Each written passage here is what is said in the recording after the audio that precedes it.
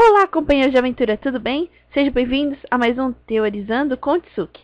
Dessa vez, para trazer mais um vídeo do quadro Histórias Narradas. Mas antes de eu explicar para vocês, que são novos aqui no canal, como é que funciona esse quadro, eu vou dar alguns avisos. Primeiro, eu vou fazer esse vídeo um pouquinho diferente do que eu fiz as outras histórias narradas, né? Você vê que eu tô com todo um equipamento, eu tô sentada, tô gravando na frente do notebook. Estou usando a câmera então do notebook, então talvez não fique tão perfeita essa introdução. Quando eu começar a história, eu ainda vou deixar a câmera gravando, mas eu vou deixar ela num canto da tela, junto com as imagens que guiam a história em si. Vocês vão entender quando começar. Então, se tiver problema de áudio, a imagem não estiver muito boa, vocês vão me passando nos comentários, porque eu estou testando outros métodos para fazer esse quadro, né? Outra coisa que eu queria dizer é que agora o vlog está com uma nova parceria. Temos um novo líder de frota, que é a One Piece News. E eu fiquei muito feliz com essa parceria, mais um grupo acreditando no meu trabalho. E com eles nós temos o Harry Scammers, que são os meus companheiros de tripulação, One Piece World e agora a One Piece News. Você encontra o link de todos eles junto com o Facebook aqui embaixo na descrição. Que agora eu abri um grupo no Facebook justamente para a gente ter uma conversa melhor. Temos mais interação. Às vezes vocês mandarem essas ideias, às vezes algumas pequenas teorias que eu só escrevo, não chego a fazer vídeo, a gente pode divulgar lá. Eu vou deixar o link desse grupo aqui embaixo na descrição.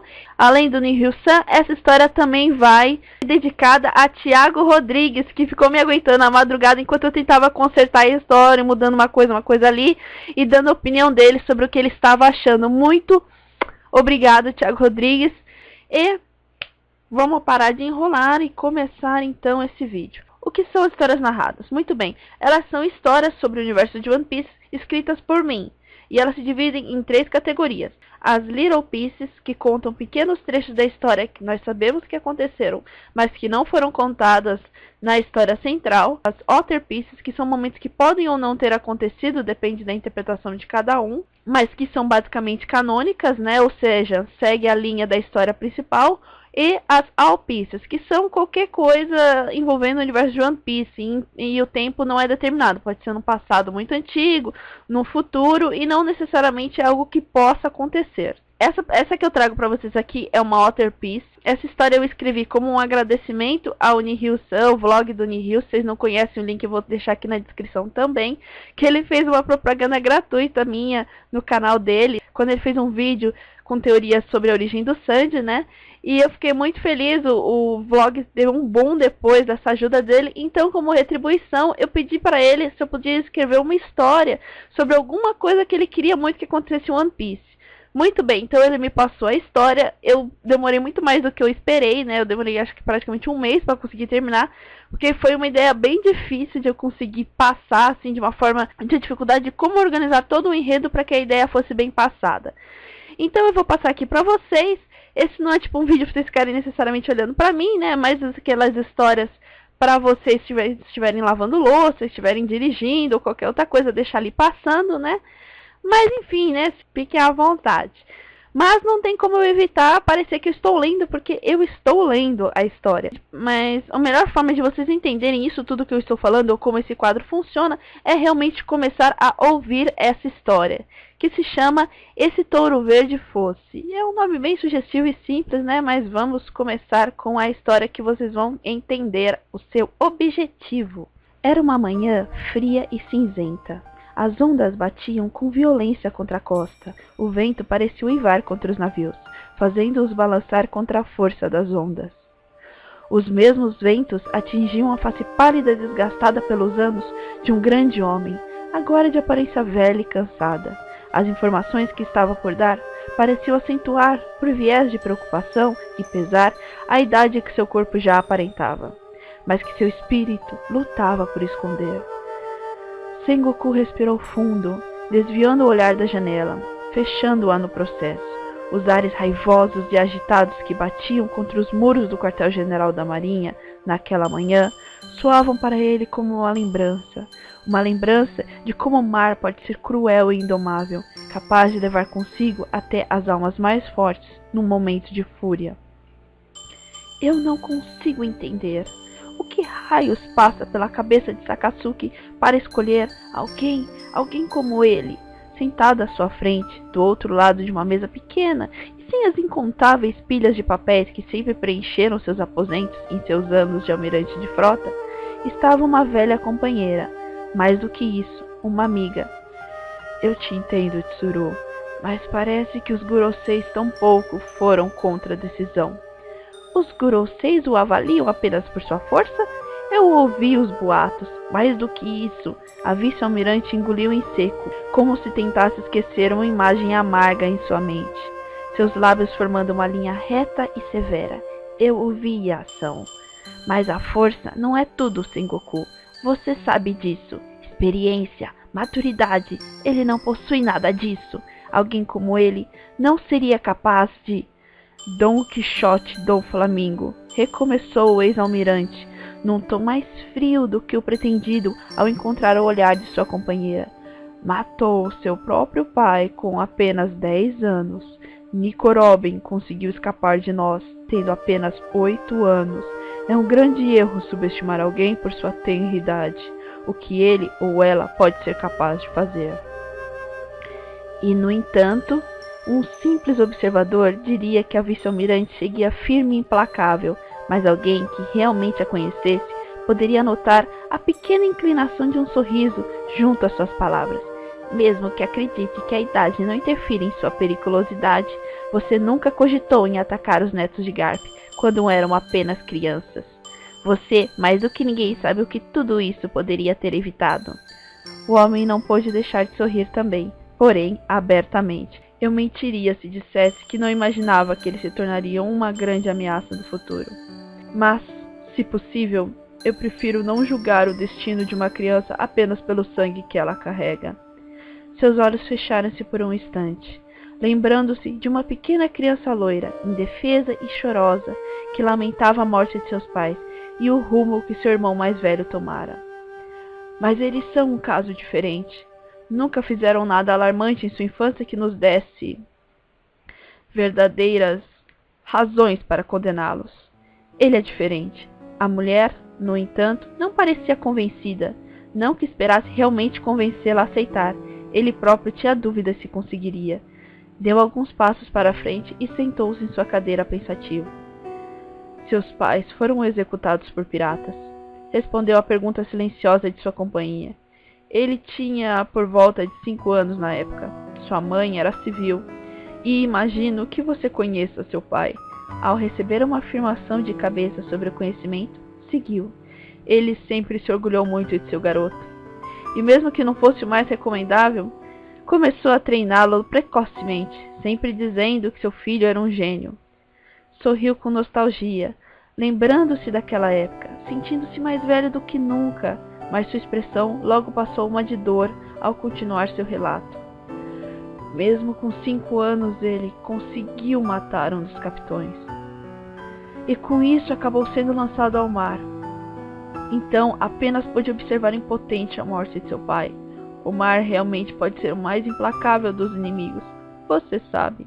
Mas por mais irônico que seja, o mesmo mar que o impediu de alcançar o navio e ajudar seu pai, que o forçou a vê-lo ser decapitado e incapacitou sua vingança, foi aquele que salvou sua vida de ser levada também por aqueles piratas.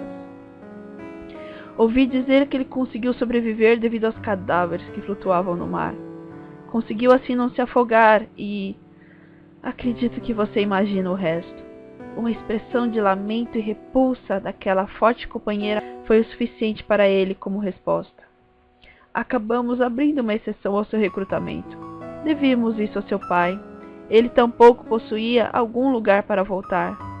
Não podemos negar que ele realmente é um gênio precoce, até mais forte do que Rob Lucy mostrou-se em suas primeiras missões.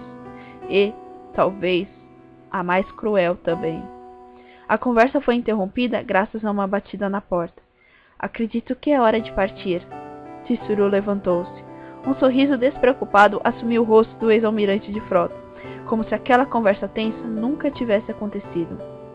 Se o que eu vi sobre Shou e Sakasuki foi verdade, acredito que sim. Sengoku-san, Otsuru-san, uma voz um tanto fina chamou.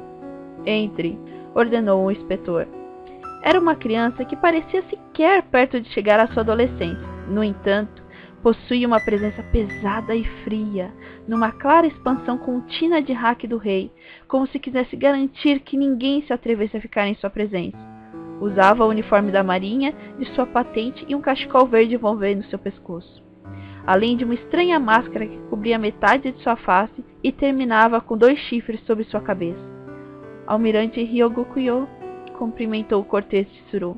Vice-almirante Tsuru-san, vovô Sengoku-san, fez uma profunda reverência, apesar do contraste nos títulos usados. Quem disse que você pode me chamar de vovô, moleque? Resmungou o aposentado com uma careta. E quantas vezes eu tenho que te dizer para não manter o seu hack ativado o tempo todo? Você não pode sair por aí desmaiando todo o quartel-general. Se eles não conseguem sequer suportar o fraco hack de uma simples criança, eles não deveriam se achar dignos de ser marinheiros, impôs com ironia e severidade, por um momento aparentando possuir mais idade do que realmente possuía. Mas, se é um pedido do vovô, eu não sou seu avô! Aqui veio Ryogokuyo, interveio Tsuru, antes que o almirante Mirim pudesse contra-argumentar. Eu vim avisar que a Kaino-san já destruiu uns 50 documentos importantes e derreteu 2, 3, ou eram 4 salas. Na verdade eu esqueci de contar. Apoiou com uma perna na outra, parecendo desconfortável sendo o centro das atenções. De todo modo, como Fujitora-san está proibido de ir a qualquer base, eu vim avisar que o navio de Otsuru-san está pronto. Obrigado pelo aviso, Ryogokuyo, agradeceu Tsuru, começando a caminhar para a porta. Ah, espere, Tsuru, eu ainda não peguei os meus biscoitos.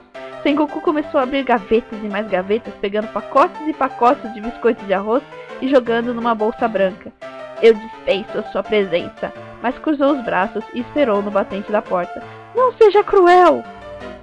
Vovô tem razão, os biscoitos de arroz são os melhores.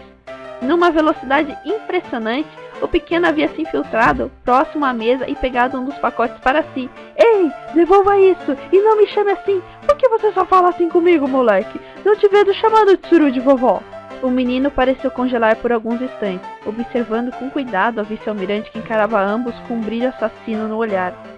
Você sabe, ninguém sobreviveria depois de chamar o Tsuru-san de velha. Ah, claro, faz sentido.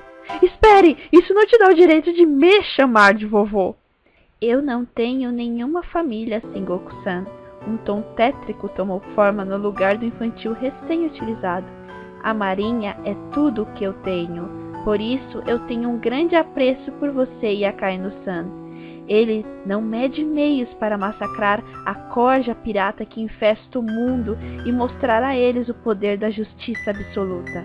E o senhor também não perdoa piratas, mesmo que eles sejam netos de um grande amigo seu. E eu admiro isso. Um silêncio pesado formou-se no recinto. Os 2 mais velhos, sem saber realmente o que dizer a essa perturbadora criança e o seu próprio modo de ver o mundo. Vou embora. A única mulher do recinto foi a primeira a voltar a falar. Ei, espere, Tsuru. Eu vou com você, tem algo que quero confirmar. Porém, antes que o ex-almirante de frota pudesse deixar a sala, atrás de sua companheira, uma pequena mão segurou-lhe pelo braço. Vovô, quando vocês voltarem, eu posso ficar com a cabeça de Doflamingo? Ela ficaria perfeita junto com a cabeça dos outros piratas fincados no meu navio. O velho homem apenas observou a criança com uma expressão neutra.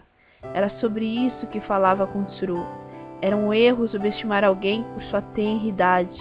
Doflamingo, Nico Robin, Rob Lute, a criança com a doença do chumbo branco que seu querido Rocinante conhecera. E esse menino eram as provas vivas disso. Suspirou fundo.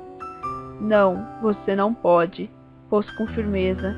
Ele é um figurão muito importante, portanto não será executado tão cedo.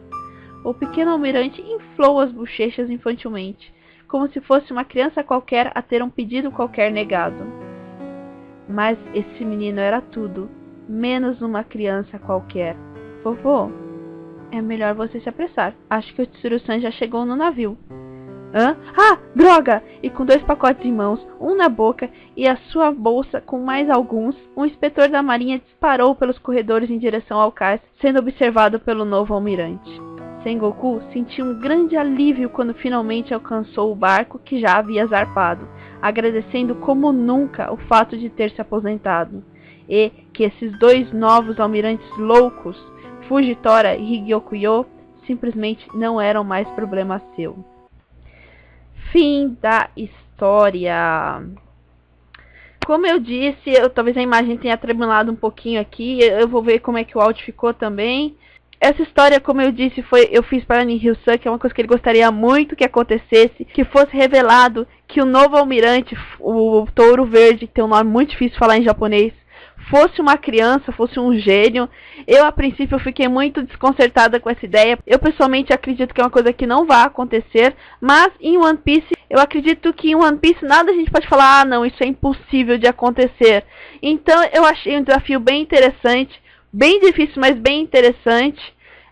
Eu espero que tenha colocado de uma forma que vocês consigam visualizar essa teoria e essa ideia de uma forma canônica. E é isso, gente. Espero que vocês tenham gostado. Não se esqueça de deixar seus comentários, seus feedbacks positivos ou mesmo negativos dos que eu posso melhorar. Se você também tem uma cena que gostaria muito de ver acontecer no One Piece, sendo uma cena que não foi mostrada, uma cena que pode acontecer, ou uma coisa realmente impossível, ou realmente muito difícil, ou uma coisa realmente muito difícil de acontecer, manda aqui pra mim. Deixa aqui nos comentários como você imagina alguns detalhes. E pode ser que ela vire a próxima história narrada, quem sabe, não é? E é isso, gente. Muito obrigada por terem escutado, terem visto até aqui. Não se esqueçam de dar o feedback, como eu já disse. E nos vemos no mar.